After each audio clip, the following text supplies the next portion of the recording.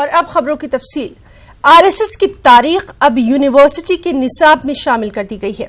महाराष्ट्र की राष्ट्रीय संत तुकडोजी महाराज नागपुर यूनिवर्सिटी के बीए साले दोयम के निसाब में आरएसएस की 90 साल की तारीख को शामिल कर दिया गया है। बीजेपी इसका दिफा कर रही है।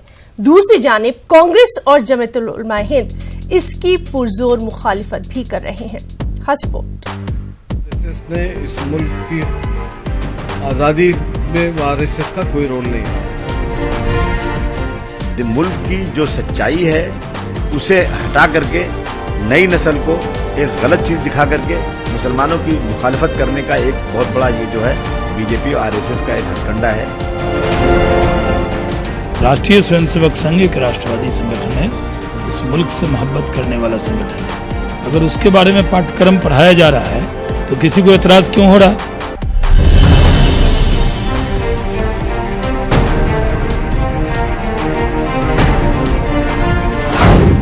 क्या तालीम का हो रहा है भगवाकरण? यूनिवर्सिटी के निसाब में आरएसएस की तारीख, सिर्फ आरएसएस की तारीख पढ़ाए जाने पर एतराज। तहरीक आजादी और आरएसएस का रोल, ये बात हमेशा तनाज़े का शिकार रही है। आरएसएस खुद को हुब्बुल वतन और तहरीक आजादी में अहम किरदार अदा करने वाली तंजीम करार देती रही है, जबकि कई तंजीमें और सियासी पार्टियां आरएसएस के इस दावे को झूठा करार देती आई हैं।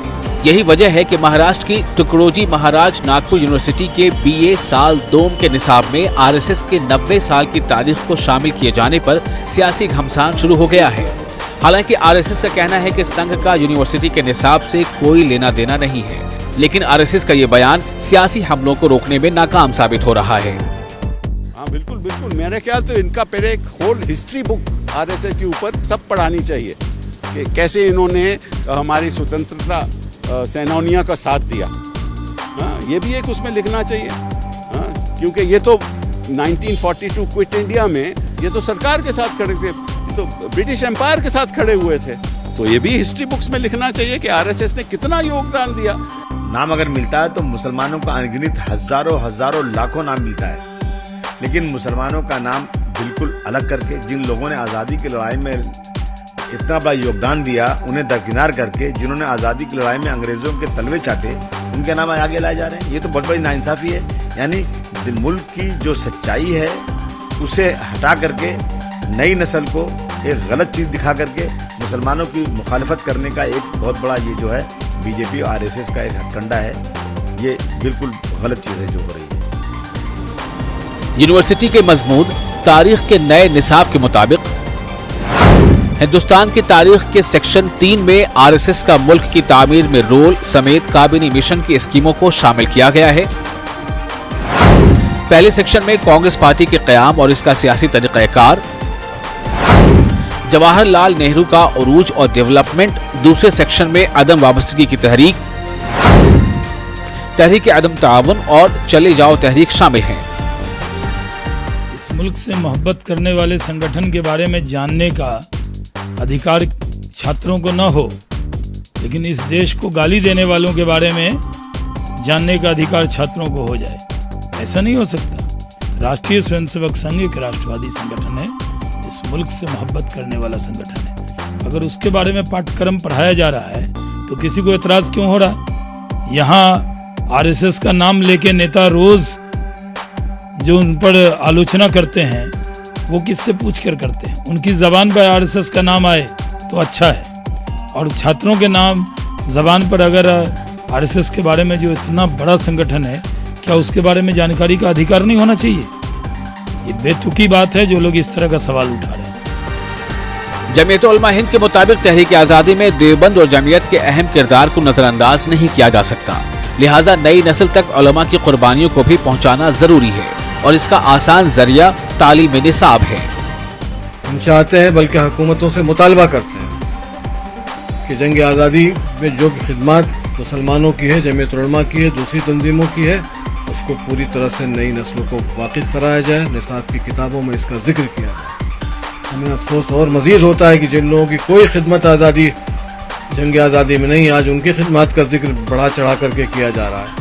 जो जिन लोगों ने हकीकी खिदमत अंजाम दी, जिन्होंने अपनी जान की कुर्बानी दी, अपने माल की कुर्बानी दी, उनका कोई जिक्र नहीं, नई नस्ल उससे वाकिफ नहीं है। ये अफसोस की बात है। दूसरी जानिब कांग्रेस की तलबा तंजीम NSUI ने यूनिवर्सिटी के वाइस चांसलर से मुलाकात करके RSS पर मबनी सबक निसाब में शामिल किए जाने की मुखालफत की है। तलबा तंजीम ने निसाब से इस सबक को हटाने का मुतालबा किया है। मुतालबा पूरा नहीं होने पर मुल्कगीर एहतजाज की धमकी भी दी है। Bureau report, news 18 Urdu. आज हुजूमी तशद्दुद के खिलाफ कांग्रेस की जानिब से एहतजाजी मुजाहरा किया गया। कांग्रेस लीडरान ने हुजूमी तशद्दुद पर सख्त नाराजगी का इजहार किया और इल्जाम लगाया कि हुजूमी तशद्दुद अक़लियतों को खौफजदा करने की एक सोची समझी साजिश के तहत है। इस पर कस्दन हुकूमत कोई कड़ा कदम नहीं उठा रही। एहतजाज में सैकड़ों की तादाद में कांग्रेस कारकुनान और खवातीन शामिल रहे। मुजाहिरीन ने हुकूमत और इंतजामिया के खिलाफ नारेबाजी की। ये मेरा तो मानना यही साजिश है और इसके पीछे बीजेपी का पूरा हाथ है। खुल के हमारे सामने उनके विधायक जो बीजेपी सत्ता पक्ष के लोग हैं वो खुल के उनकी वीडियो वायरल हुई है। उन्होंने खुलेआम लोगों को उकसाया है भीड़ की शक्ल में कि आप 100-100, 150-150 का मॉब बनाओ और मारो। जय श्री के राम के नारे लगवाना और ये सब करना, ये बीजेपी RSS जो फासिस्ट ताकतें हैं ये हमेशा से RSS के साथ में रही है। तो इनके पीछे पूरी बीजेपी की जो है साजिश है। आज मोदी जी जो कह रहे हैं कि हम सबका विश्वास हासिल करेंगे, मैं पूछता हूँ कैसे विश्वास हासिल करेंगे? ये तो यहाँ की संस्कृति, यहाँ की सद्भावना, हिंदू मुस्लिम एकता भाईचारा को खत्म करना चाहते हैं, जिसके लिए हमारा देश पहचाना जाता है पूरी दुनिया में। जो भारत महान जो कहलाता है वो हिंदू, सिख, ईसाई और मुसलमान सब साथ में मिलकर इसलिए महान कहलाता है। और इसकी एकता अखंडता को आज तोड़ने की कोशिश हो रही है। नहीं, ये जो जितने भी हादसे हो रहे आज तक हो गए, इसके लिए तो हम ये चाहते हैं कि इसके लिए कानून बनना चाहिए। जब तक कानून नहीं बनेगा, जब तक ये हादसे जो हो रहे हैं ये रुकने वाले नहीं है। इसलिए आज कोई भी मुसलमान भाई हो, दाढ़ी हो, उसको कुछ भी हो, मगर एक अपने मजहबी तरीके से वो रहने की कोशिश करता है। मगर इस देश में डॉक्टर बाबा साहब आम्बेडकर ने जो संविधान बनाया उसमें हर एक जाति धर्म के लोगों को अपने अपने जात के धर्म के हिसाब से मजहबी। दिल्ली के उर्दू मीडियम स्कूल में ज़ेर तालीम तलबा व तालिबात बेहतर नताइज देते आ रहे हैं, लेकिन दिल्ली की केजरीवाल हुकूमत उर्दू तलबा व तालिबात के साथ इंसाफ नहीं कर रही। एक RTI से मिली जानकारी के मुताबिक दिल्ली में उर्दू के टीचर नहीं मिल पा रहे। हालात ये हैं कि निस्फ से ज्यादा स्कूलों में उर्दू असातिज़ा है ही नहीं और इसकी सबसे बड़ी वजह सीटेट को बताया जा रहा है। एक रिपोर्ट। सरकारी स्कूलों में तालीमी निजाम को सुधारने का दावा करने वाली अरविंद केजरीवाल हुकूमत अपने 4 साल मुकम्मल करने जा रही है। अगले साल के शुरू में ही दिल्ली में असेंबली इंतखाबात होने हैं। दिल्ली हुकूमत बजट का 25% तालीम पर खर्च करने का दावा करती रही है। दिल्ली के वज़ीर तालीम मनीष सिसोदिया दिल्ली के एजुकेशन मॉडल का ढिंढोरा हर जगह पीटते हैं, लेकिन दिल्ली के इसी जादुई मॉडल का एक सच ये भी है कि दिल्ली के स्कूलों में से आधे से ज्यादा स्कूलों में उर्दू असातिज़ा की तकर्रुरी गुज़िश्ता 4 सालों में नहीं हो सकी है। कहने को तो दिल्ली हुकूमत के 1030 स्कूल हैं। 1030 में से 794 स्कूलों में TGT उर्दू की पोस्ट मंजूर है, लेकिन सिर्फ 300 स्कूलों में उर्दू पढ़ाई जा रही है, जबकि 494 स्कूलों में न तो उर्दू पढ़ाई जा रही है और न ही उर्दू टीचरों की तकर्री हुई है। छठी क्लास से 10वीं जमात तक के लिए उर्दू असातिज़ा की 1029 पोस्ट मंजूर शुदा, लेकिन सिर्फ 57 उर्दू टीचर ही मुस्तकिल हैं, जबकि गेस्ट टीचरों की तादाद 303 है। वहीं 38 टीचर दिल्ली उर्दू एकेडमी के हैं, यानी TGT उर्दू के 631 पोस्ट खाली हैं। सरकार की तो नीयत ठीक है, साफ है, लेकिन जो प्रिंसिपल हैं और जो DD ऑफिसर हैं महकमा तालीम के, वो किसी भी सूरत में नहीं चाहते हैं कि उर्दू का डेवलपमेंट हो। असल उसकी वजह यह है कि जो बच्चा थर्ड लैंग्वेज में उर्दू पढ़ता है तो उनकी संस्कृत की पोस्ट कम हो जाती है, क्योंकि जाहिर सी बात है उस संस्कृत वाले बच्चे छोड़ के थर्ड लैंग्वेज में यहाँ उर्दू पढ़ते हैं तो उनकी पोस्ट कम हो जाती है, जिसके बिना के बहुत सारे उनके टीचर सरप्लस हो जाते हैं। इसलिए उर्दू के साथ ऐसा हो रहा है। दिल्ली में जमात शशम से दहम तक उर्दू तलबा की तादाद 95,700 है और तलबा की इतनी बड़ी तादाद को पढ़ाने के लिए सिर्फ 398 उर्दू टीचर्स हैं। और अगर हक तालीम एक्ट के हिसाब से देखा जाए तो इसके तहत 35 तलबा और तालिबात पर एक टीचर होना चाहिए, लेकिन यहाँ पर एक टीचर 240 तलबा और तालिबात को पढ़ा रहा है। अब खुद सोच लीजिए कि हालात क्या होंगे और तालीम की क्या क्वालिटी होगी।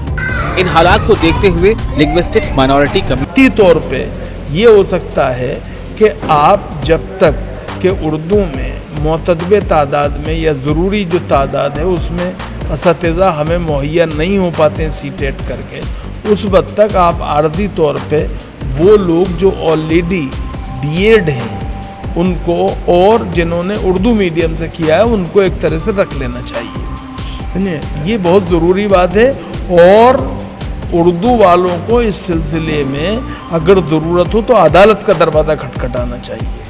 ऐसे में कांग्रेस केजरीवाल सरकार पर उर्दू और मुसलमानों को धोखा देने का इल्जाम लगा रही है। केजरीवाल जी की सरकार की इंटेंशन साफ नहीं है इस मामले में। अगर साफ होती तो बहुत सारे रास्ते निकाल सकती। पहले भी उर्दू एकेडमी के पिछले 20-22 साल से टीचर्स जो है वहीं लगे हुए हैं और जिनको मौका नहीं मिला है कम से कम उनको उर्दू एकेडमी के माध्यम से इंटरव्यू लेके जो भी आपका तरीक़ाकार टेस्ट हो जो भी हो वो करके कम से कम ये भर्तियाँ की जाए, क्योंकि लोग उर्दू पढ़ना चाहते हैं। उर्दू ज़बान किसी एक मजहब की ज़बान नहीं है। गुज़श्ता साल 805 स्कूलों में उर्दू पढ़ाई जा रही थी, जो इस साल घटकर 794 हो गई है। हालांकि उर्दू पढ़ने वाले बच्चों की तादाद में इजाफा हुआ है। न्यूज़ 18 उर्दू के लिए दिल्ली से खुर्रम शहजाद की रिपोर्ट। उर्दू असातिज़ा की तकर्री न होने का मामला इतना सीधा भी नहीं जितना दिखाई देता है, क्योंकि 2017 में 213 उर्दू टीजीटी की पोस्टें आई थी, लेकिन सिर्फ 34 उम्मीदवार ऐसे थे जो क्वालिफाई कर पाए। ऐसे में सबसे बड़ा सवाल यही है, अगर दिल्ली सरकार को टीजीटी सीटेट क्वालिफाइड टीचर नहीं मिले तो क्या सरकार उर्दू पढ़ने वाले बच्चों को टीचर नहीं देगी? कैमरामैन विपिन के साथ खुर्रम शहजाद, न्यूज़ 18 दिल्ली। खबर गुजरात से है, जहां गुजरात असेंबली में एक बार फिर अशांत धारा कानून पास हो गया और इस बिल के पास होने से बीजेपी के रवैये पर सवाल खड़े किए जा रहे हैं, क्योंकि इस बिल से गुजरात के लोगों को असासिजात या फिर मकान या फिर दुकान खरीदने में कई परेशानियों का सामना करना पड़ेगा। क्या है पूरा मामला, देखिए हमारी इस रिपोर्ट में। गुजरात असेंबली के बजट सेशन के दौरान एक बार फिर अशांत धारा कानून मुत्तफिका तौर पर पास हो गया। ये कानून वैसे तो काफी साल पुराना है, लेकिन इस कानून में तरमीम कर अब इसे सिविल से क्रिमिनल बना दिया गया है।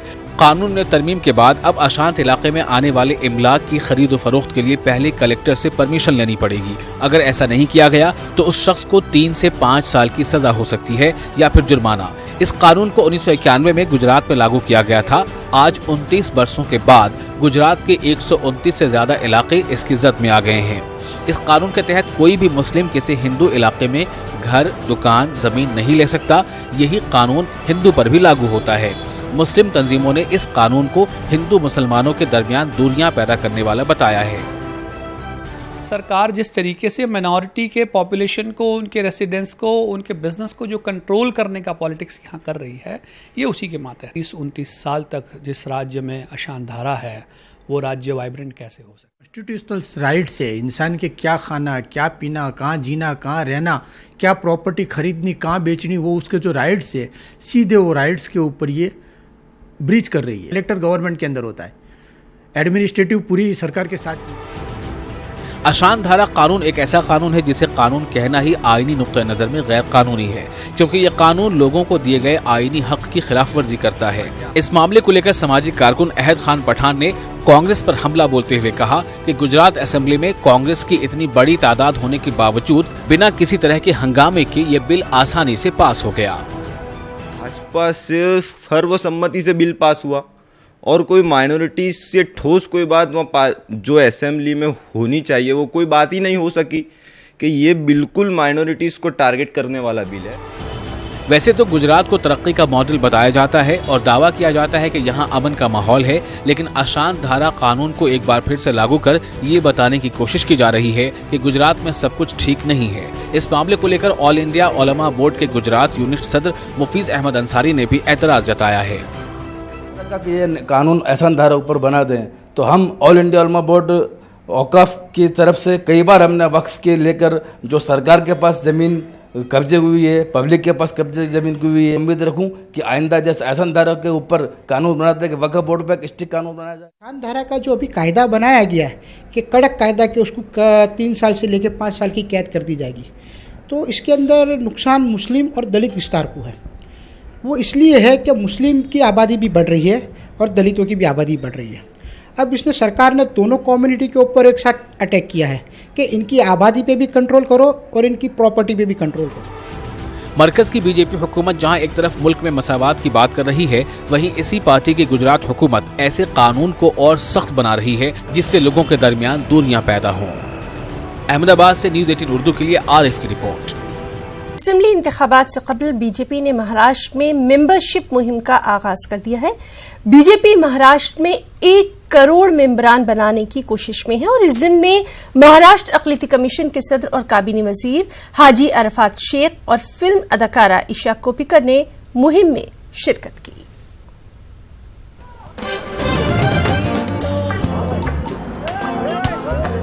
असेंबली चुनाव से पहले बीजेपी ने महाराष्ट्र में 1 करोड़ से ज्यादा रुकन बनाने के लिए रुकनियत मुहिम शुरू की है। इसी कड़ी में महाराष्ट्र अक़लियती कमीशन के चेयरमैन हाजी अरफात शेख ने फिल्म अदाकारा ईशा कोपिकर के साथ भारी बारिश में रिक्शे में सवार होकर रिक्शा ड्राइवरों से मुलाकात कर उनको पार्टी का रुकन बनाया और उनकी परेशानियों को जानने की कोशिश की। पहली बार ऐसा हुआ है कि अक़लियती कमीशन के चेयरमैन रास्तों पर उतरकर लोगों से मुलाकात कर उनकी परेशानियों का जायजा लिया और उन लोगों को सारी स्कीमों की जानकारी दी। पिछले कई दिनों से हम लोग नव भारतीय शिव वातुक संगठन के सभी पदाधिकारी की से जानकारी ले रहे थे कि मुंबई शहर के अंदर रिक्शा वाला, टैक्सी वाला, टेम्पो वाला, ट्रक वाला किस समस्या से जूझ रहा है। तो ये आज हमने एक ऐसी मुहिम शुरुआत की है कि हम जितने भी रिक्शा वाले, टैक्सी वाले के साथ में सफ़र करके उनकी तकलीफ़ों को जानेंगे और उनकी तकलीफ जान के सरकार तक उनकी बात पहुंचाने का काम करेंगे। बारिश हो या तूफान हो, अगर हमने किसी चीज़ कोई मुद्दा लिया है, कोई रिस्पॉन्सिबिलिटी ली है, कोई जिम्मेदारी उठाई है तो हमको उठानी है। और हमारे रिक्शा वाले और टैक्सी वालों के लिए हम लोग एक पैर पे खड़े हैं। उनकी कोई भी समस्या हो उसको ठीक कराने के लिए, उनका घर चलाने के लिए हम हमेशा हैं। रिक्शा चालक इस बात को लेकर काफी खुश नजर आए कि उनकी परेशानी को सुनने के लिए उनके पास कमीशन के चेयरमैन आए और उनमें एक उम्मीद जाग उठी कि सरकार उनकी परेशानी का भी हल निकालेगी। हमारे जो वाहतूक संगठन जो है, वाहतूक संगठन के जो प्रॉब्लम्स है वो इसके पहले वो जो वाहतूक के पहले अध्यक्ष रह चुके हैं, उनको सारी चीज़ें मालूम है। और आज हमारे लिए इस बारिश के अंदर ये रास्ते पे उतर के सारे रिक्शा वालों के मसलों के लिए रास्ते पे उतर, इसके लिए मैं उनका थैंक यू यानी शुक्रिया अदा करता हूँ। जो हमारे घर के सामने हमारी पार्किंग करते हैं रिक्शा, वो तक का उठा के लेके जाते हैं पुलिस वाले। तो ये शिकायत के लिए हम हाजी सर के पास आए हुए थे, तो उनको जो हमारी तकलीफ थी बताए हम लोगों ने, तो उन्होंने हल करेंगे। तो हमारे को वही जो बोलना था बोल दिए। असेंबली चुनाव को काफी कम वक्त बचा है। ऐसे में लोगों से मुलाकात कर उनकी परेशानियों को जानकर उनका हल निकालकर सरकारी स्कीमों को हर आम आदमी तक पहुंचाना ताकि लोगों को उस स्कीम से फायदा मिल सके, ये बीजेपी सरकार का मकसद है। अब इसका कितना फायदा होगा ये तो वक्त ही बताएगा। न्यूज़ 18 उर्दू के लिए मुंबई से वसीम अंसारी की रिपोर्ट। कमलनाथ हुकूमत के जरिए पेश किए गए पहले बजट में अक़लियतों को खुश करने की कोशिश की गई है। बजट में अक़लियती इदारों के बजट में खातिरख्वाह इजाफा किया गया, लेकिन मुस्लिम तंजीमें बजट में इस इजाफे से ज्यादा खुश नहीं है। खास रिपोर्ट।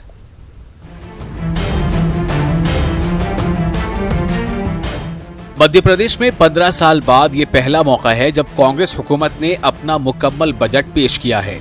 जैसा कि उम्मीद की जा रही थी कि बजट में किसानों, आदिवासियों और दीगर पसमानदा तबकात के साथ अक़लियतों को भी खुश करने की कोशिश की जाएगी और बजट में इसके वाज़ेह नमूने देखने को भी मिले।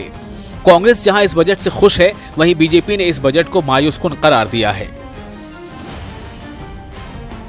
कमलनाथ हुकूमत के जरिए पेश किए गए पहले बजट से जहां कांग्रेसी लीडरों के चेहरे पर इत्मीनान देखने को मिल रहा है, वहीं मध्य प्रदेश की मुस्लिम तंजीमें इससे ज्यादा खुश नहीं हैं। पूरे बजट पर अगर नजर डाली जाए तो मसाजिद कमेटी के बजट को 1 करोड़ 33 लाख से बढ़ाकर 3 करोड़ 75 लाख कर दिया गया है। वहीं हज कमेटी के बजट को 50 लाख से बढ़ाकर 1 करोड़ 80 लाख कर दिया गया है।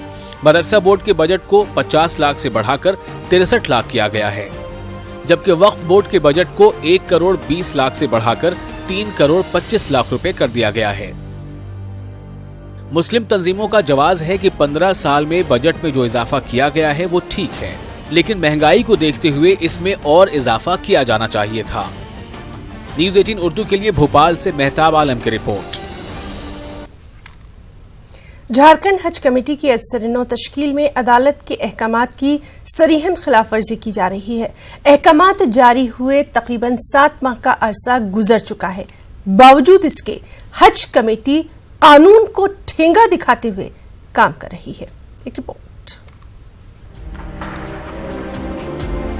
गुज़िश्ता 13 दिसंबर को रियासती हज कमेटी को अजसर-ए-नौ तश्कील करने के ताल्लुक से झारखंड हाईकोर्ट के जरिए हुक्मनामा जारी हुआ था, लेकिन तकरीबन 7 माह गुजरने के बावजूद रिजवान खान रियासती हज कमेटी के चेयरमैन की हैसियत से काम कर रहे हैं, जबकि कानूनी माहिरीन इसे गैर कानूनी करार दे रहे हैं। ओपन कोर्ट में एडवोकेट जनरल खुद एडमिट किया कि वो कमेटी जो बनी है वो वाकई इलीगल कमेटी है, वो अभी तक फंक्शन कर रही है और सारा डिसीजंस जो है पॉलिसी डिसीजन से लेकर जितना डिसीजंस होता है वो हज कमेटी ले रही है। ये बहुत ही गलत है, ये गलत ट्रेंड डेवलप कर रहा है और ये कोर्ट का मानहानि का मैटर बनता है। हम लोगों ने कंटेम्प्ट भी फाइल कर दिया है। वाज़ेह है कि गुज़िश्ता साल 9 जून को 15 अरकान पर मुश्तमिल रियासती हज कमेटी की तश्कील के ताल्लुक से नोटिफिकेशन जारी हुआ था, लेकिन इस हज कमेटी की तश्कील में ज़ाब्ते की खिलाफ वर्जी का इल्ज़ाम लगाते हुए हाई कोर्ट में एक अर्जी दाखिल की गई थी। ताहम जब इस ताल्लुक से सवाल किया गया तो वज़ीर फलाह डॉक्टर लुइस मरांडी के साथ मुतल्लिका महकमे के सेक्रेटरी ने आपस में सरगोशी करते हुए कुछ इस अंदाज में जवाब दिया। अंडर प्रोसेस इसमें रिकॉन्स्टिट्यूशन जो है समिति का वो अंडर प्रोसेस है। रिजवान खान रियासती हज कमेटी के चेयरमैन की हैसियत से कमेटी की मीटिंग में शामिल होकर हज उमूर के ताल्लुक से तमाम फैसले ले रहे हैं, साथ ही हज तरबियती कैंपों में भी शामिल हो रहे हैं। रांची से न्यूज़ 18 उर्दू के लिए नौशाद आलम की रिपोर्ट। मस्जिद के इमामों और मुअज्जिनों को वक्फ बोर्ड चेयरमैन मोहम्मद सलीम ने चेक जारी किए। तेलंगाना में वक्फ के तहत आने वाली इमलाक और मसाजिद में बरसरकार मुअज्जिनीन और इमामों की 2 महीने की तनख्वाहें जारी की गई। चेयरमैन के मुताबिक वक्फ बोर्ड सीईओ और अकाउंट ऑफिसर ने माली इमदाद को मंजूरी दी। लगभग 9 करोड़ रुपए आज तकसीम किए गए। मोहम्मद सलीम ने इस मौके पर कहा कि वो वक्फ बोर्ड के चेयरमैन बरकरार रहेंगे। उन्होंने ये भी कहा कि सीएम केसीआर की जानिब से जारी करदा जीओ के आर्टिकल 15 के मुताबिक वो अपनी 5 साल की मुद्दत पूरी करेंगे। वक्फ बोर्ड चेयरमैन ने इस दौरान ये भी कहा कि वो बोर्ड से तनख्वाह नहीं ले रहे, ताहम उन्होंने ये इल्जाम जरूर लगाया कि 1 या 2 अरकान ही उनके खिलाफ हैं।